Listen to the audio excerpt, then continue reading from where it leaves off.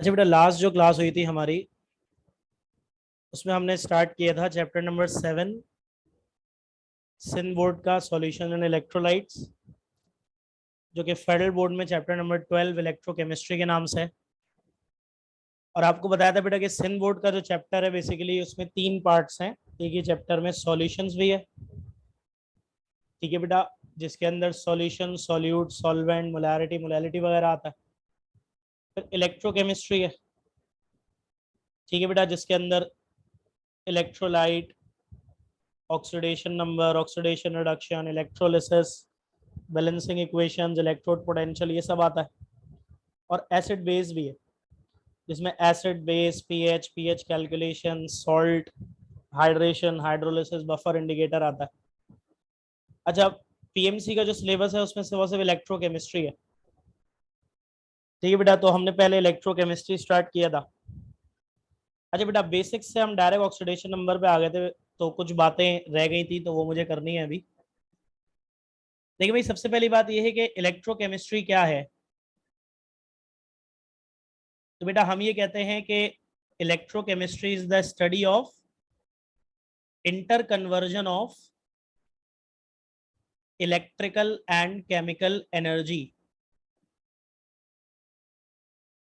ठीक है भाई, इलेक्ट्रोकेमिस्ट्री स्टडी होती है किसकी? Inter conversion of electrical and chemical energy. ठीक है बेटा, व्हाट डज दैट मीन?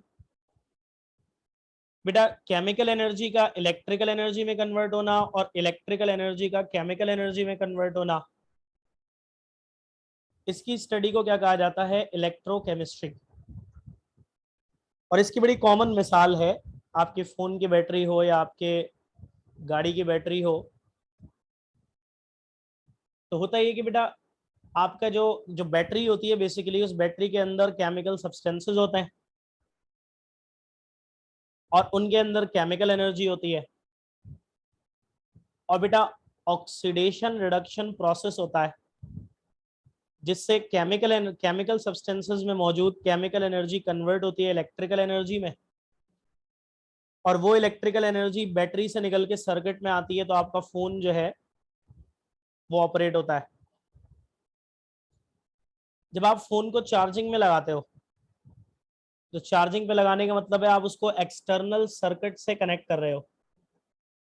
तो अब क्या होता है कि एक्सटर्नल सर्किट से इलेक्ट्रिकल एनर्जी वायर के जरिए बैटरी में आती है, और बैटरी के अंदर वो इलेक्ट्रिकल एनर्जी केमिकल एनर्जी में कन्वर्ट होती है। तो जो पहले बैटरी की केमिकल एनर्जी इलेक्ट्रिकल में कन्वर्ट होके कंज्यूम हो गई थी, अब वो वापस आने लगेगी और इस तरह बैटरी क्या होने लगेगी? चार्ज। तो याद रखिएगा बेटा कि केमिकल एनर्जी का इलेक्ट्रिकल एनर्जी में कन्वर्ट होना, जिस वक्त आप फोन यूज कर रहे हैं बैटरी से केमिकल एनर्जी इलेक्ट्रिकल में कन्वर्ट होकर सर्किट में आ रही है, और इलेक्ट्रिकल का केमिकल में कन्वर्ट होना जिस वक्त आपका फोन चार्ज हो रहा है। तो बेटा सर्किट से इलेक्ट्रिकल एनर्जी बैटरी में जाके कन्वर्ट हो रही है केमिकल एनर्जी में, और बैटरी चार्ज हो रही है। तो ये जो केमिकल एनर्जी का इलेक्ट्रिकल एनर्जी में कन्वर्जन है और इलेक्ट्रिकल का केमिकल एनर्जी में कन्वर्जन है, इसकी स्टडी इलेक्ट्रोकेमिस्ट्री कहलाती है। और इसमें बेटा सबसे पहला कॉन्सेप्ट जो है वो क्या होता है? इलेक्ट्रोलाइट। इलेक्ट्रोलाइट उस केमिकल सब्सटेंस को कहा जाता है जो कि इलेक्ट्रिसिटी कंडक्ट करता है मोल्टेन स्टेट और सॉल्यूशन फॉर्म में, बट सॉलिड स्टेट में नहीं करता। बेसिकली दो पैरेलल कॉन्सेप्ट्स हैं, एक कंडक्टर और एक इलेक्ट्रोलाइट। ठीक है बेटा, दो पैरेलल कॉन्सेप्ट्स हैं, एक कंडक्टर है और एक इलेक्ट्रोलाइट है। दोनों में सिमिलैरिटी यह है कि दोनों ही इलेक्ट्रिसिटी कंडक्ट करते हैं, लेकिन बेटा डिससिमिलैरिटी यह है कि कंडक्टर उसे कहा जाता है जो सॉलिड स्टेट में इलेक्ट्रिसिटी कंडक्ट करता है, और इलेक्ट्रोलाइट उसे कहा जाता है जो सॉलिड स्टेट में तो इलेक्ट्रिसिटी कंडक्ट नहीं कर सकता, बट लिक्विड स्टेट में या सॉल्यूशन फॉर्म में कंडक्ट कर सकता है। जैसे मेटल है, मेटल के तारों में से इलेक्ट्रिसिटी पास होती है और वो सॉलिड होता है, तो मेटल सॉलिड स्टेट में ही इलेक्ट्रिसिटी कंडक्ट कर रहे हैं तो वो कंडक्टर है। लेकिन बेटा आयोनिक कंपाउंड्स सबसे ज्यादा मशहूर कौन है? NaCl, बेटे आयोनिक कंपाउंड्स जो होता है, जैसे सोडियम क्लोराइड के सॉलिड क्रिस्टल में से तो इलेक्ट्रिसिटी गुजरती नहीं है, लेकिन जब आप उसको पिघलाकर लिक्विड बना दोगे या उसे पानी में डिसॉल्व करके उसका सॉल्यूशन बना लोगे, जब उसमें से इलेक्ट्रिसिटी पास होने लगेगी। ठीक है भाई, तो सॉलिड NaCl में से इलेक्ट्रिसिटी पास नहीं होती, लिक्विड या सॉल्यूशन फॉर्म में से हो जाती है, तो ये कंडक्टर नहीं होगा, ये इलेक्ट्रोलाइट होगा। ठीक है बेटा, तो जिस सब्सटेंस में से सॉलिड स्टेट में इलेक्ट्रिसिटी पास हो जाएगी वो कंडक्टर है, और जिस सब्सटेंस में से सॉलिड स्टेट में इलेक्ट्रिसिटी पास नहीं हो पाएगी बट लिक्विड या सॉल्यूशन फॉर्म में हो जाएगी, वो इलेक्ट्रोलाइट है। अब आप सब बचपन से ये पढ़ते हुए आए हो कि electricity is the flow of charge particles. ठीक है बेटा, इलेक्ट्रिसिटी क्या होता है? Flow of charge particles. और वो चार्ज पार्टिकल्स जो सॉलिड कंडक्टर यानी मेटल्स में से इलेक्ट्रिसिटी पास करवाते हैं वो कौन होते हैं? Free electrons. तो बेटा कंडक्टर में, सॉलिड कंडक्टर में यानी कि मेटल में जो चार्ज पार्टिकल्स मूव करते हैं, जिनकी मूवमेंट की वजह से इलेक्ट्रिसिटी कंडक्ट होती है, वो कौन है बेटा? Free electrons. जबकि लिक्विड इलेक्ट्रोलाइट्स की अगर बात करें,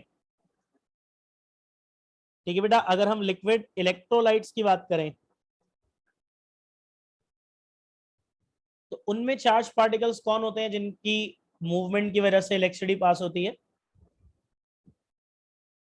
तो वो होते हैं बेटा free ions. So what makes an electrolyte to conduct electricity in molten or solution form? So it is the presence of free electrons. इसके बाद बेटा ऑक्सीडेशन नंबर या ऑक्सीडेशन स्टेट हमने पढ़ लिया था। आपको बताया था कि मॉलिक्यूल में मौजूद हर एटम पर कुछ ना कुछ चार्ज अपेयर हो रहा होता है। अब वो चार्ज जो मॉलिक्यूल में एटम पर अपेयर हो रहा है, चाहे वो उसका रियल चार्ज हो या ना हो। ठीक है बेटा, चाहे वो उसका रियल चार्ज हो या ना हो, बस मॉलिक्यूल में एटम पर जितना चार्ज अपेयर हो रहा है वो क्या कहलाता है? उसका oxidation number. Free ion repeat कर दूं बेटा, मैंने आपको बताया कि कंडक्टर इलेक्ट्रिसिटी कंडक्ट करता है सॉलिड स्टेट में, इलेक्ट्रोलाइट कंडक्ट करता है लिक्विड स्टेट में या सॉल्यूशन में। अब इलेक्ट्रिसिटी क्या होती है? Flow of charge particles. बेटा सॉलिड कंडक्टर में वो चार्ज पार्टिकल जो फ्लो करते हैं, जिनकी वजह से इलेक्ट्रिसिटी कंडक्ट होती है, वो होते हैं फ्री इलेक्ट्रॉन्स। और बेटा एक लिक्विड या सॉल्यूशन में से अगर इलेक्ट्रिसिटी पास हो रही है, तो जो चार्ज पार्टिकल्स फ्लो कर रहे हैं, जिसकी वजह से लिक्विड या सॉल्यूशन में से इलेक्ट्रिसिटी कंडक्ट हो रही है, वो होते हैं free ions. So what makes a solid conductor? The presence of free electrons. सिर्फ वो सॉलिड जिनमें फ्री इलेक्ट्रॉन होंगे वही इलेक्ट्रिसिटी कंडक्ट कर सकते हैं सॉलिड स्टेट में, और कोई नहीं कर सकता। तो मेटल के पास होते हैं जब भी मेटल कंडक्ट करता है। मेटल के अलावा ग्रेफाइट में होता है, आपको पता है। इसी तरह अब कौन सा लिक्विड है जो इलेक्ट्रिसिटी कंडक्ट करेगा और कौन सा नहीं करेगा? तो जवाब ये है कि जिसमें फ्री आयंस होंगे वो करेगा, जिसमें फ्री आयंस नहीं होंगे वो नहीं करेगा। ठीक है भाई, तो ऑक्सीडेशन नंबर या ऑक्सीडेशन स्टेट मैंने आपको क्या बताया था कि बेटा मॉलिक्यूल में मौजूद हर एटम पर कुछ ना कुछ चार्ज अपेयर हो रहा होता है, जिसे क्या कहा जाता है? उसका ऑक्सीडेशन नंबर या ऑक्सीडेशन स्टेट। अच्छा, ये तो हम ऑलरेडी पढ़ चुके हैं, है ना भाई? तो लास्ट क्लास में आप लोग सब थे, आता है ना बेटा ऑक्सीडेशन नंबर आप सब लोगों को?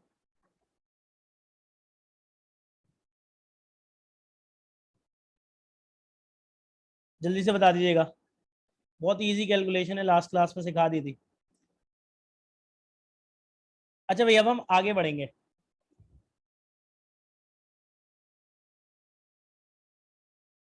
अगला टॉपिक है हमारे पास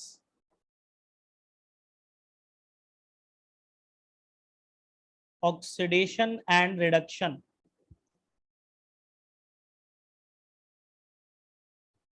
ठीक है बेटा, the next topic is oxidation and reduction.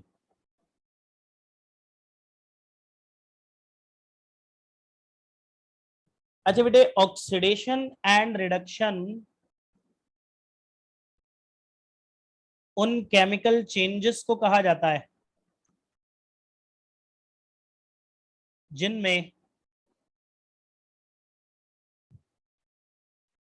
या तो गेन और लॉस ऑफ ऑक्सीजन होता है, या फिर लॉस और गेन ऑफ हाइड्रोजन होता है, या फिर लॉस और गेन ऑफ इलेक्ट्रॉन्स होता है, या फिर चेंज इन ऑक्सीडेशन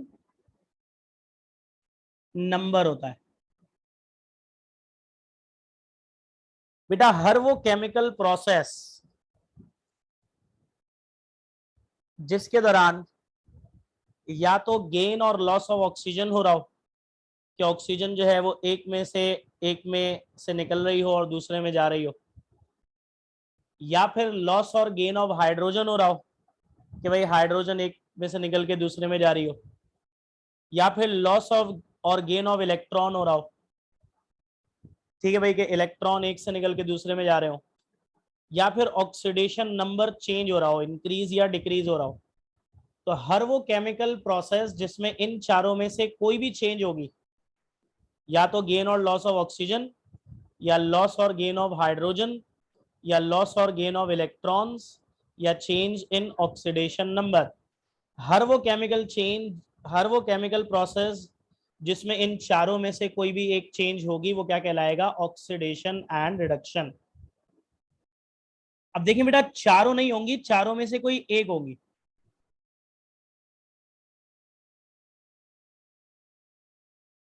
या तो गेन और लॉस ऑफ ऑक्सीजन। तो ऑक्सीडेशन और रिडक्शन को डिफाइन करने का एक तरीका क्या है?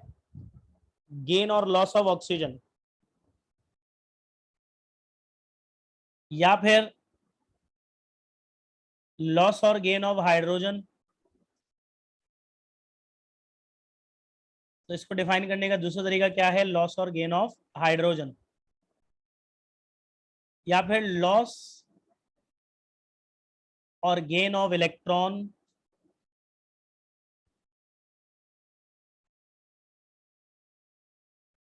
तो एक्सप्लेन करने का तीसरा तरीका होगा लॉस और गेन ऑफ इलेक्ट्रॉन, या फिर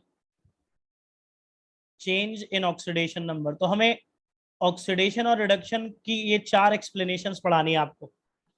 पहली एक्सप्लेनेशन होगी गेन और लॉस ऑफ ऑक्सीजन के हिसाब से, दूसरी लॉस और गेन ऑफ हाइड्रोजन के हिसाब से, तीसरी लॉस और गेन ऑफ इलेक्ट्रॉन्स के लिहाज से, और चौथी होगी चेंज इन ऑक्सीडेशन नंबर के हिसाब से। तो भाई सबसे पहले हम पढ़ेंगे oxidation and reduction as gain और loss of oxygen.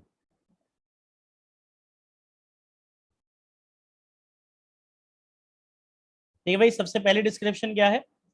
Oxidation and reduction को हम सबसे पहले कैसे एक्सप्लेन करेंगे? गेन और लॉस ऑफ ऑक्सीजन के हिसाब से। अब इस हिसाब से बेटा याद रखिएगा कि केमिकल रिएक्शन के दौरान जिस सब्सटेंस में गेन ऑफ ऑक्सीजन होगा उसकी ऑक्सीडेशन हो जाएगी,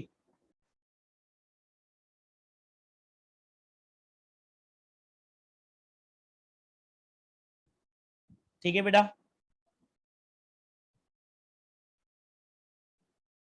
और जिसमें लॉस ऑफ ऑक्सीजन होगा उसकी रिडक्शन हो जाएगी।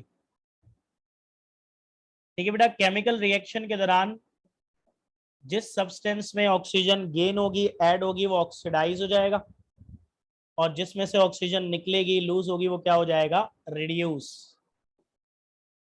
अब जरा बेटा ये रिएक्शन देखिएगा।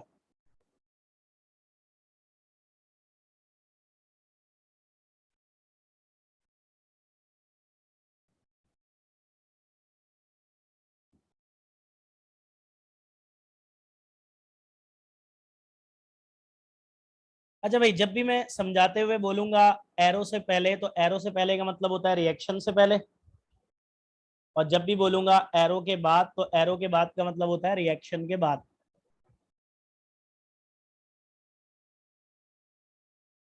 अच्छा भाई, सबसे पहले आप एल्यूमिनियम को देखिए। रिएक्शन से पहले, एरो से पहले एल्यूमिनियम के पास ऑक्सीजन नहीं है।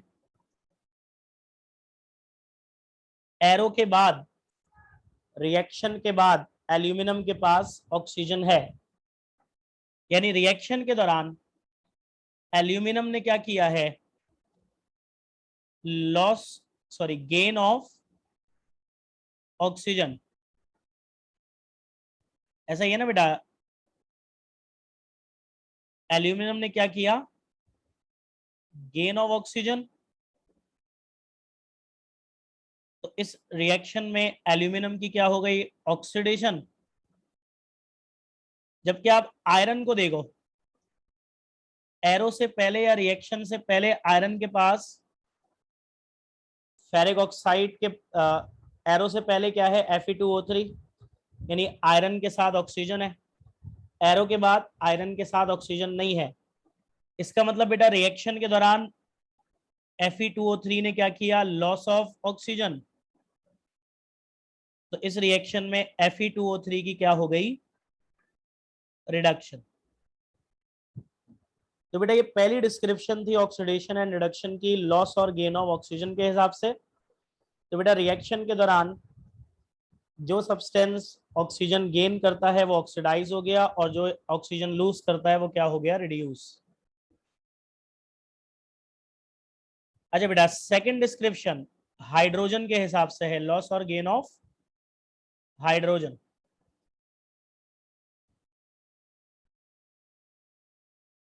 ठीक है भाई, तो ऑक्सीडेशन और रिडक्शन की सेकंड डिस्क्रिप्शन क्या है? Oxidation and reduction as loss और गेन ऑफ हाइड्रोजन।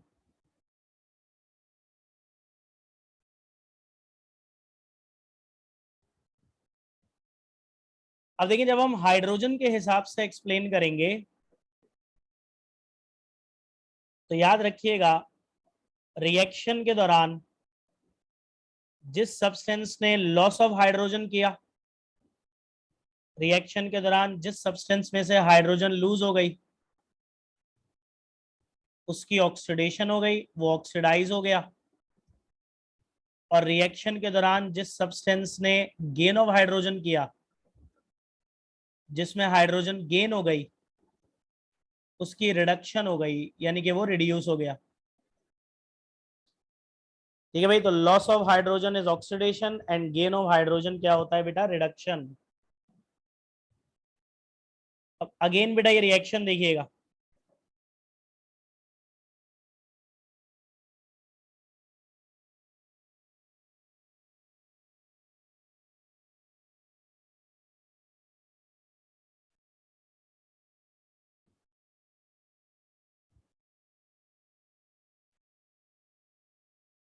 अच्छा भाई, सबसे पहले आप देखिएगा H2S, हाइड्रोजन सल्फाइड। एरो से पहले हाइड्रोजन है,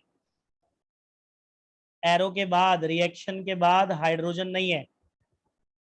यानी कि बेटा H2S ने रिएक्शन के दौरान हाइड्रोजन लूज कर दिए, लॉस ऑफ हाइड्रोजन किया, तो H2S की क्या हो गई इस रिएक्शन में? ऑक्सीडेशन। अब आप बेटा Br2 को देखें, ब्रोमीन को।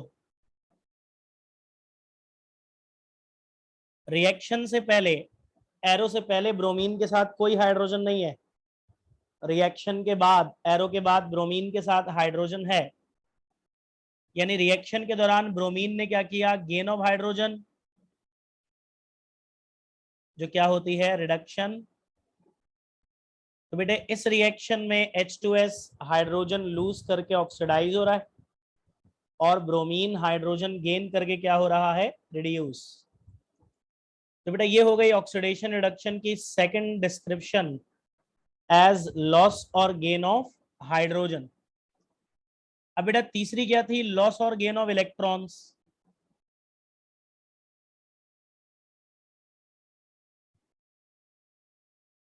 तो बेटा तीसरी डिस्क्रिप्शन आएगी अब ऑक्सीडेशन एंड रिडक्शन एज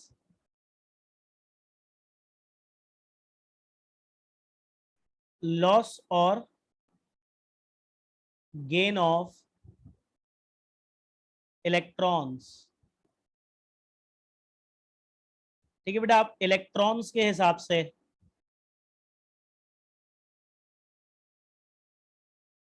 अच्छा भाई, अब इलेक्ट्रॉन्स के हिसाब से याद रखिएगा कि रिएक्शन के दौरान जिस सब्सटेंस ने इलेक्ट्रॉन्स लूज किए, लॉस ऑफ इलेक्ट्रॉन्स, वो ऑक्सीडाइज हो गया, तो लॉस ऑफ इलेक्ट्रॉन ऑक्सीडेशन। और रिएक्शन के दौरान जिस सब्सटेंस ने इलेक्ट्रॉन्स गेन किए, gain of electrons is oxidation, sorry reduction. अब देखो भाई, ये सबसे पहले ऑक्सीडेशन रिडक्शन का कॉन्सेप्ट सिर्फ हाइड्रोजन और ऑक्सीजन से ही रिलेटेड था।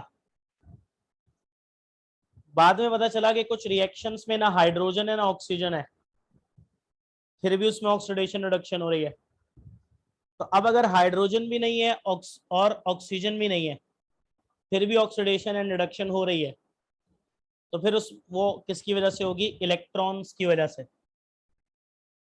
जैसे बेटा ये रिएक्शन देखिएगा, Mg magnesium plus Cl2 MgCl2। अच्छा भाई, रिएक्शन से पहले, एरो से पहले जरा देखिएगा,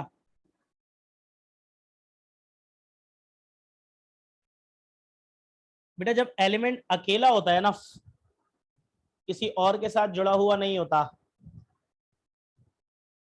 तो इसे हम कहते हैं एलिमेंट इन फ्री स्टेट। और जब एलिमेंट फ्री स्टेट में होते हैं तो उनका ऑक्सीडेशन नंबर 0 होता है।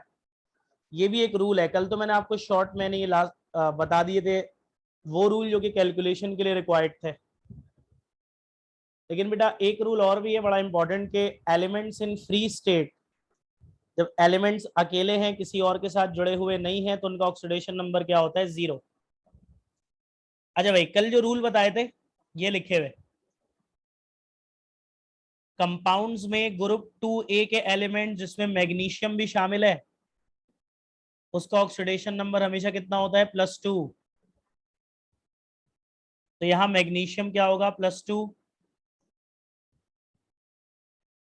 और halogens fluorine, chlorine, bromine, iodine का कितना होता है हमेशा, -1। तो यहाँ क्लोरीन का कितना होगा, -1। अब बेटा देखो, एरो से पहले या रिएक्शन से पहले मैग्नीशियम का चार्ज 0 है, एरो के बाद या रिएक्शन के बाद 0 से +2 हो गया। अब बेटा इतनी बेसिक्स तो आप लोग जानते ही हो कि जब भी किसी सब्सटेंस पे न्यूट्रल से पॉजिटिव चार्ज आता है, तो बेटा न्यूट्रल एटम पॉजिटिव कैसे हो जाता है, इलेक्ट्रॉन लूज करके। तो अगर मैग्नीशियम 0 से पॉजिटिव हो गया, तो इसका मतलब मैग्नीशियम ने क्या किया होगा, लॉस ऑफ इलेक्ट्रॉन्स, जो कि क्या होती है, ऑक्सीडेशन। ठीक है बेटा, तो मैग्नीशियम जो है इस रिएक्शन में वो इलेक्ट्रॉन लूज करके ऑक्सीडाइज हो गया। जबकि क्लोरीन को देखें बेटा, क्लोरीन एरो से पहले, रिएक्शन से पहले 0, एरो के बाद -1। बेटा न्यूट्रल पर नेगेटिव चार्ज कब आता है? जब वो इलेक्ट्रॉन गेन करता है। तो इस रिएक्शन में क्लोरीन 0 से नेगेटिव हो रहा है। इसका मतलब क्लोरीन क्या कर रहा है? गेन ऑफ इलेक्ट्रॉन, जो कि क्या होती है बेटा? रिडक्शन।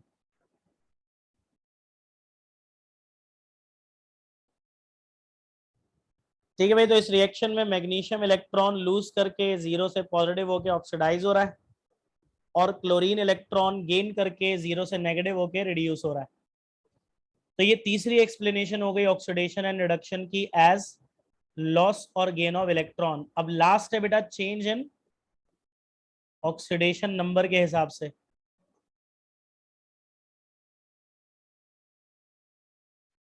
ठीक है बेटा, लास्ट है oxidation and reduction as change in oxidation number।